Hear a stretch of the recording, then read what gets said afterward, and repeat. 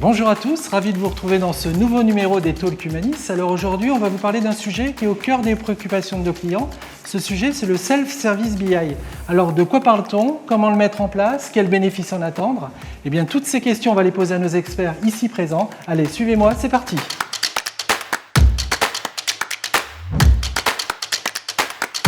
Et pour démarrer ce programme, j'ai le plaisir d'accueillir Younes et Daoudi. Younes, bonjour. Bonjour Cyril. Donc tu es Practice Manager Data Analytics chez Humanis. Alors première question, Self-Service BI, de quoi parle-t-on? Alors, Self-Service BI, c'est un sujet qui préoccupe beaucoup nos clients aujourd'hui. On parle même plus large que Self-Service BI, on parle de Modern BI. La Modern BI, c'est un peu une nouvelle conception de la BI qui est un peu moins IT-centrée et qui va un peu plus se rapprocher des métiers, des utilisateurs, pour leur donner plus de possibilités. Donc elle va avoir quand même un objectif majeur qui va être d'avoir des processus BI un peu plus performants et plus agiles, donner cette autonomie-là à des utilisateurs métiers et leur permettre d'aller un peu plus droit au but et à l'objectif sans avoir forcément à attendre longtemps pour avoir justement des résultats. C'est un peu l'un des objectifs premier de la Modern BI. Et sans entrer dans les détails, le principe du self-service BI, c'est, comme l'indique le mot self-service, c'est que je vais moi-même réaliser mes propres tableaux de bord, c'est ça? Exactement, ça va être un peu de la BI sur étagère, avec la possibilité d'embarquer des populations métiers dans la mise en œuvre justement de ces reporting-là, mais pas que, parce qu'on pousse ça un peu plus loin aujourd'hui. On va parler de self-service BI, on va parler d'analyse et d'exploration de données avancées, porté par le cloud notamment, avec la révolution que ça apporte aujourd'hui, avec toute cette partie-là, scalabilité et performance que le cloud permet d'apporter assez aisément. Mais on va même plus loin, on en parlera plus en détail aussi, c'est la partie self-service IA quasiment, ça veut dire qu'on peut avoir aussi un peu de l'IA sur étagère. Et côté outillage, quelles solutions préconises-tu? En termes de plateformes, il y a pas mal de plateformes qui se démarquent aujourd'hui, et celle qui se démarque le plus et qui est clairement identifiée comme un gros leader sur le sujet, c'est la plateforme Power BI de Microsoft. C'est une plateforme qui existe quand même depuis 2014 comme solution justement de BI agile ou de self-service BI et qui a énormément évolué depuis. Avec un investissement constant et croissant de Microsoft, c'est devenu aujourd'hui en quelque sorte une plateforme qui s'impose sur le marché comme étant une plateforme de BI d'entreprise complète, de moderne BI et même d'analytics avancée et augmentée. Justement, la transition est parfaite. On a la chance d'avoir notre partenaire Microsoft ici, donc je te propose de l'accueillir.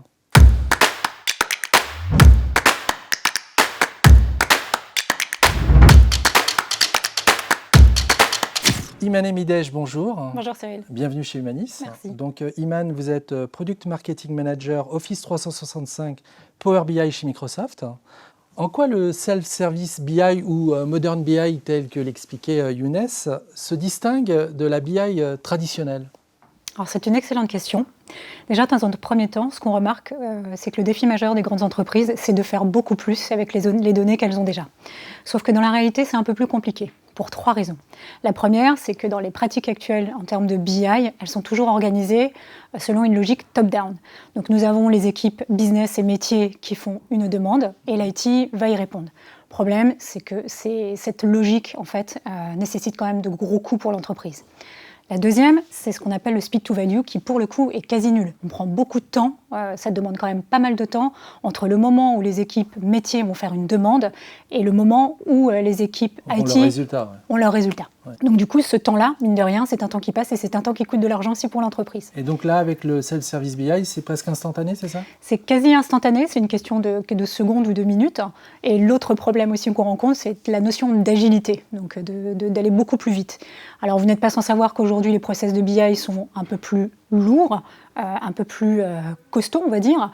Et du coup, tout ceci induit effectivement des notions d'agilité qui sont très compliquées ou qui vont prendre beaucoup de temps à être mis en place dans l'entreprise. Donc dans ce contexte, tout ce qui est Modern BI vont apporter une vraie approche différenciante en permettant justement à l'IT d'avoir toujours ces systèmes et une logique centralisée, de gouvernance centralisée, tout en garantissant aux utilisateurs d'avoir une logique décentralisée où ils vont pouvoir utiliser les data dans un mode self-service.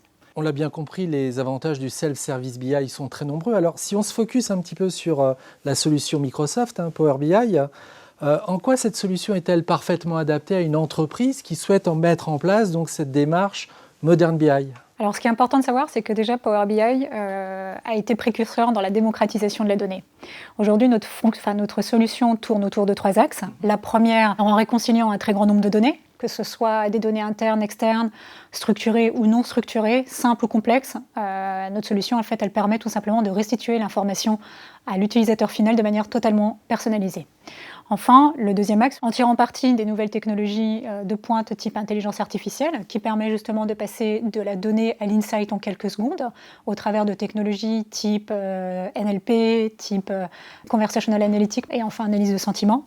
Et le dernier axe sur lequel en fait nous avons construit notre solution concerne la création en fait de dashboards qui sont totalement intuitifs et user-friendly, qui permettent à tout à chacun de manière extrêmement simple d'accéder à toutes ces données sur une seule et même plateforme. Iman, beaucoup pensent que la solution Power BI, elle est très simple à mettre en place. Vous en pensez quoi? Alors, simplicité d'usage et de déploiement ne riment pas forcément avec succès. Pour pouvoir tirer un maximum de profit de la solution Power BI, il est important de choisir le bon partenaire qui va justement vous permettre de mettre en place une stratégie de gouvernance et surtout de permettre de faire cette transition de manière la plus fluide possible, de façon à générer de l'adhésion auprès des utilisateurs finaux. Donc bon partenaire, j'espère, Humanis? Exactement. Alors comme vous le savez, chez Microsoft, on met un point d'honneur à sélectionner nos partenaires qui vont permettre à nos clients d'aller beaucoup plus loin avec nos solutions. Et dans ce cadre, Humanis apparaît comme l'un de nos meilleurs partenaires en France sur la data et la moderne BI, qui permet justement à tous nos clients d'avoir une offre clé en main, de bout en bout, que ce soit sur l'expertise, le conseil, la conduite du changement et du projet. Eh bien, merci Iman. Je vous en prie. Nous sommes très fiers de ce partenariat avec Microsoft et pour nous, c'était très important de vous avoir dans cette émission, donc je vous remercie beaucoup. Je vous en prie. Vous avez parlé client, eh bien justement, notre prochaine séquence, c'est avec un client. Donc, je vous propose de l'accueillir. Merci, Iman. Merci. Alors, comme promis, nous avons le plaisir d'accueillir un client ici chez Humanis avec Younes. Donc, Hervé Quaidor, bonjour. Bonjour. Donc, Hervé, vous êtes le DSI de DomusVie. Oui. Alors, DomusVie, c'est le leader dans l'accueil et les services aux personnes âgées. Donc, j'imagine que vous avez devant vous encore de belles années. Vous êtes certainement une société en forte croissance. Alors, nous ne sommes pas leaders, mais dans les 3 premiers en France, effectivement, avec 240 J'ai maisons anticipé un peu sur l'avenir. Et puis, grâce à Power BI, nous irons beaucoup plus loin. Mais oui, nous avons 240 maisons de retraite en France. Ce qui est pas mal. Ce qui est pas mal. Notre métier, c'est donc l'accueil et la prise en charge de personnes âgées et dépendantes, donc le prendre soin. Ça fait donc 240 maisons de retraite. Forte croissance. Forte croissance. C'est un nombre de maisons de retraite multiplié par 3 en 10 ans. D'accord. Et donc, justement, pour accompagner cette croissance, vous avez mis en place tout le process de modernisation de votre IT et notamment autour de l'outil Power BI que vous avez déployé récemment. Et donc, ce qu'on aimerait savoir, c'est comment s'est passé ce déploiement et surtout quel a été l'accueil réservé par vos collaborateurs sur ce nouvel outil. Alors, Power BI a répondu à une problématique que nous avions. Comme je vous l'ai expliqué, la croissance a été forte ces 10 dernières années et le système d'information sur lequel on est parti, et notamment nos tableaux de bord, fait que initialement nos tableaux de bord étaient codés en dur dans notre portail intranet. Codés en dur, ça veut dire qu'ils étaient faits par des développeurs sous forme de tableaux, mais codés complètement de A à Z par les développeurs sans utiliser d'outils tiers comme on pourrait le faire avec Excel et des tableaux croisés dynamiques.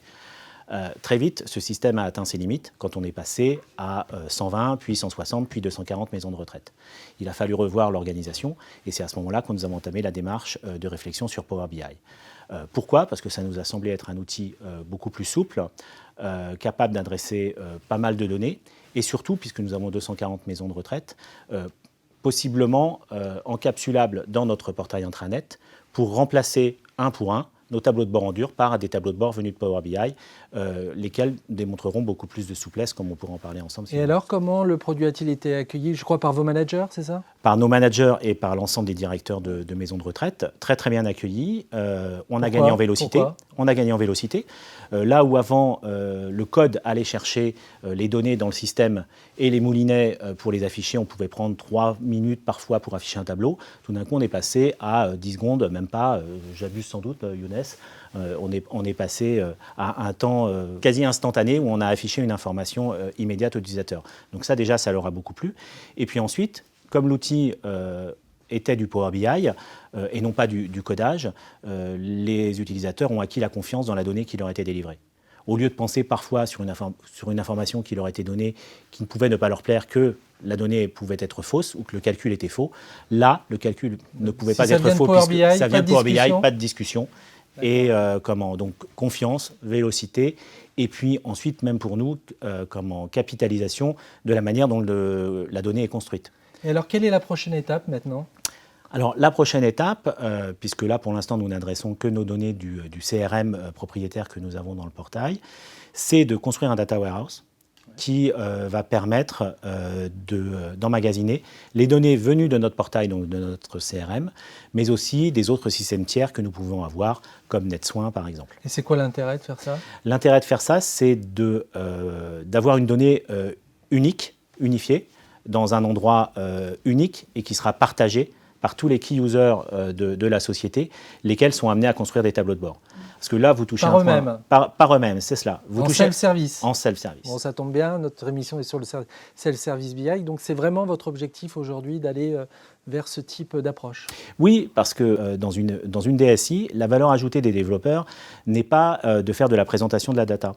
La valeur ajoutée des développeurs, c'est de mettre à disposition la donnée en allant la chercher dans les systèmes qui sont purement techniques et de pouvoir ramener la donnée dans un data warehouse, lequel pourra être adressé justement en self-service BI par l'ensemble de ces utilisateurs clés de l'entreprise, qui eux, de par leur connaissance métier, ça peut être la direction commerciale, comme ça peut être la direction des soins ou la direction de l'hôtellerie chez nous, vont aller chercher la donnée dans le data warehouse et le présenter à façon pour que la donnée leur parle dans le sens de ce qu'ils veulent analyser, pour leur donner les orientations et être un véritable outil d'aide à la décision sur ce qu'il faudra faire plus tard. C'est tout bénéfice aussi bien pour vos clients internes, qui eux peuvent accéder en 2 temps, 3 mouvements à la donnée qu'ils attendent. C'est ça. Et vous-même, j'imagine que ça vous ouvre, ce sujet était peut-être preneur de bande passante, ça vous libère un peu du temps peut-être pour d'autres activités. C'était preneur de bande passante, c'était générateur d'insatisfaction de la part des utilisateurs.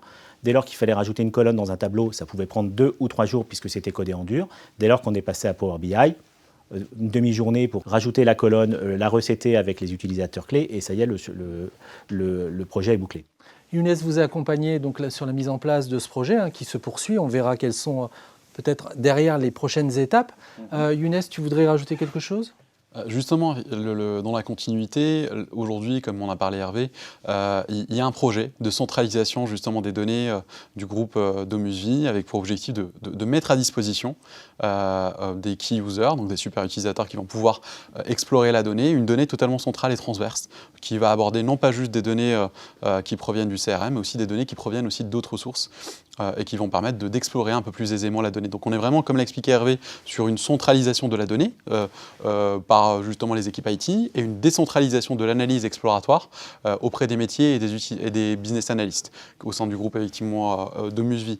Et là, c'est justement un sujet qui est actuellement en cours, cette centralisation, avec notamment notre centre de compétences Power BI et qui est aujourd'hui piloté par notre pôle delivery.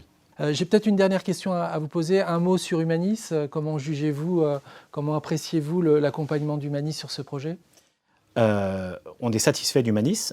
On a fait un premier lot projet, comme on vous l'a expliqué, dans le portail pour déjà transformer nos tableaux de bord et les passer sur Power BI. Ce projet a été concluant et nous poursuivons aujourd'hui avec Humanis sur un deuxième projet qui est la construction du Data Warehouse dont vient de parler Younes. Pourquoi ça nous satisfait d'Humanis ? Parce qu'il y a une continuité des interlocuteurs. Il y a une vraie professionnalisation et expertise des interlocuteurs que nous rencontrons.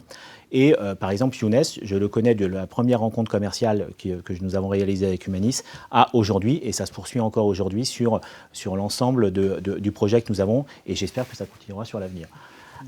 Donc la continuité des interlocuteurs, c'est quelque chose d'important. L'expertise, c'est quelque chose de très important aussi. Et Humanis nous a amené tous ces éléments pour acquérir la confiance dont nous avions besoin pour réaliser ce projet. Hervé, merci beaucoup. Merci de votre confiance. Si je vous dis Livius Agpogba. Je connais bien Livius, c'est le directeur du centre de compétences Power BI qui intervient avec l'équipe Humanis chez nous. Eh bien justement, c'est notre prochain invité. Merci beaucoup. Merci. Et donc Younes, on accueille notre dernier invité. Alors souvent on dit que c'est le meilleur pour la fin, Livius. Bonjour. Livius Agpogba, bonjour. Donc tu es directeur de notre centre de compétences Power BI. Oui, tout à fait. Je t'ai vu très attentif là tout au long de l'émission avec Microsoft et notamment ton client, DomusVi, qui a l'air de t'apprécier, donc bien bravo.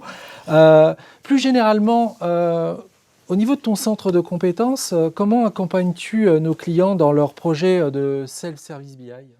Oui, donc effectivement, il faut savoir que moi, j'ai pour mission principale de structurer et de gérer notre centre de compétences donc Power BI au sein d'Humanis.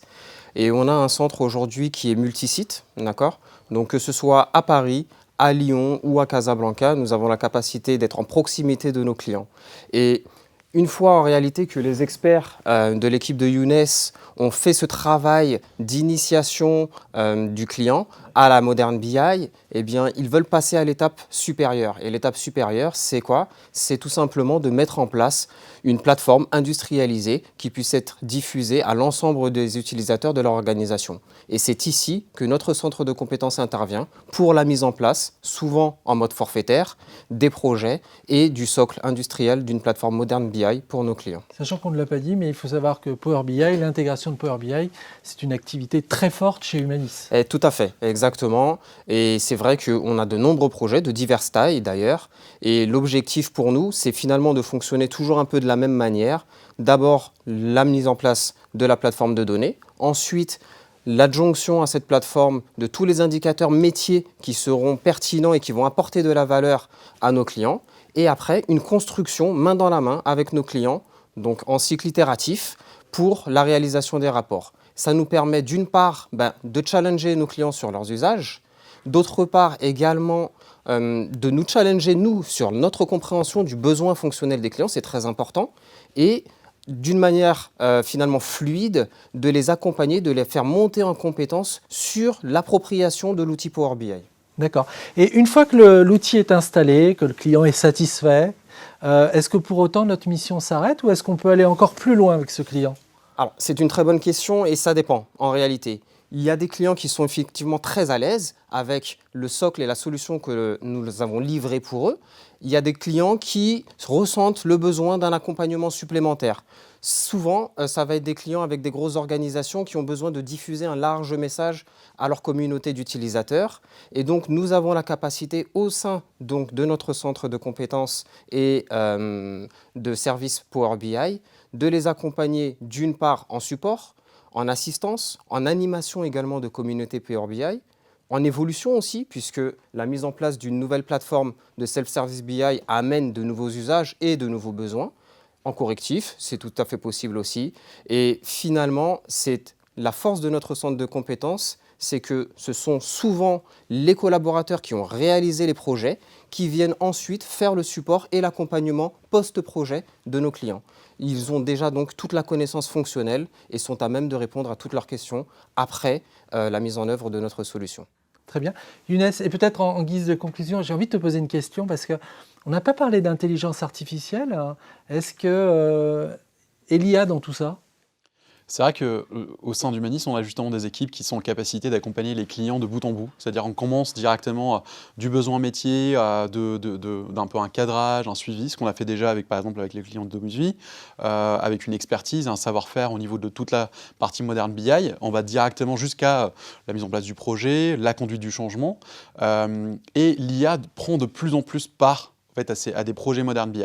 Clairement, pour parler plus précisément de Power BI, on a parlé il y a de plus en plus de fonctionnalités qui arrivent sur Power BI en tant que plateforme complète Modern BI, et on parle même aujourd'hui pas juste de Modern BI, mais on parle de Analytics augmenté, parce que c'est des plateformes d'analytics augmenté. En fait, c'est des plateformes Modern BI qui embarquent des fonctionnalités de plus en plus avancées d'IA.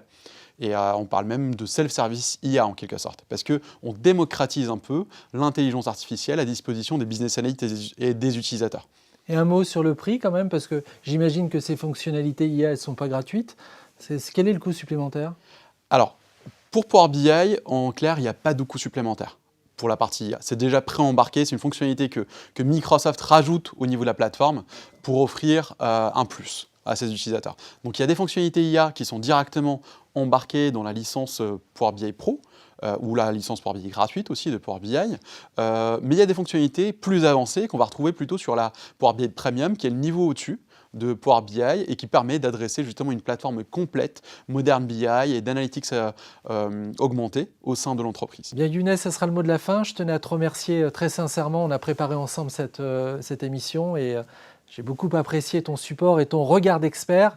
Livus aussi, merci. Merci Bravo Cyril. pour ton travail. Merci de m'avoir sollicité. Quand on a un client satisfait, on ne peut pas demander mieux. Je remercie aussi tous nos internautes qui ont suivi ce programme et on vous donne rendez-vous pour un prochain numéro des Talks Humanis dès le mois prochain. Donc restez connectés et à bientôt.